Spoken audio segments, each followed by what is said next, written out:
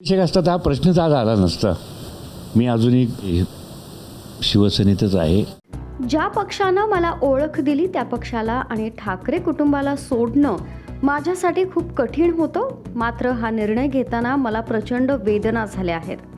अभिषेकची हत्या झाली होती आणि ती केस अजूनही न्यायालयात सुरू आहे. या प्रकरणाचा निकाल लवकरच लागेल असं सांगण्यात आलं आहे. अभिषेकच्या केसला गती देण्यासाठी आणि प्रभागातील कामं मार्गी लावण्यासाठीच मी हा निर्णय घेतलाय.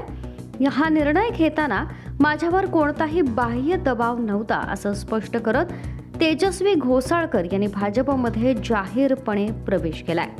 काही महिन्यांपूर्वी तेजस्वी घोसाळकर या ठाकरे गटात नाराज असल्याच्या चर्चा रंगल्या होत्या. त्यानंतर त्यांनी मातोश्रीवर जाऊन उद्धव ठाकरे यांची भेट घेतली होती. तसंच आपण शिवसेना ठाकरे गटाचंच काम सुरू ठेवणार असल्याचंही त्यांनी यावेळी सांगितलं होतं. असं काही नाही, अजूनही भूमिका तुम्ही मांडणार? नाही, असं काही नाहीये. तुम्ही वेगळं वळण लावताय, पण असं काही नाहीये. मी उद्धव साहेबांबरोबरच आहे आणि त्यांच्यासाठीच काम करते अजून.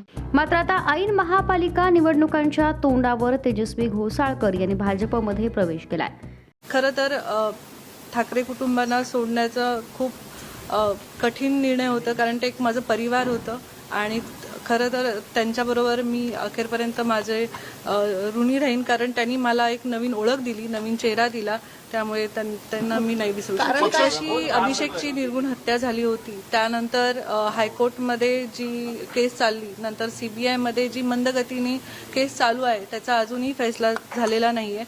त्यामुळे मी जेव्हा देवेंद्र फडणवीस साहेबांना भेटली, हे आमचे बोलणं झालं की लवकरात लवकर CBIला सांगून ते निर्णय घेतले जाईल आणि जी केसचा निकाल आहे ते निकाल न्याय मिळवून देण्यासाठी.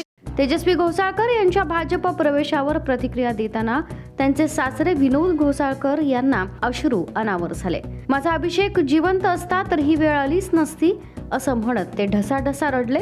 मात्र मी उद्धव ठाकरेंसोबतच राहणार असं त्यांनी ठामपणे सांगितलं. मी अजूनही शिवसेनेतच आहे. असता तर हा प्रश्नच आज आला नसता. अभिषेक आणि सूनबाई ह्या दोन वेगळ्या गोष्टी आहेत. त्याचं मुलाचं नातं आणि सुनेचं नातं ह्याच्यामध्ये जमीन आसमानाचा फरक आहे ना. आपल्या मुलाला आपण कधी कान धरू शकतो, सुनेचं नाही धरू शकत. Bureau report, Maharashtra news 24.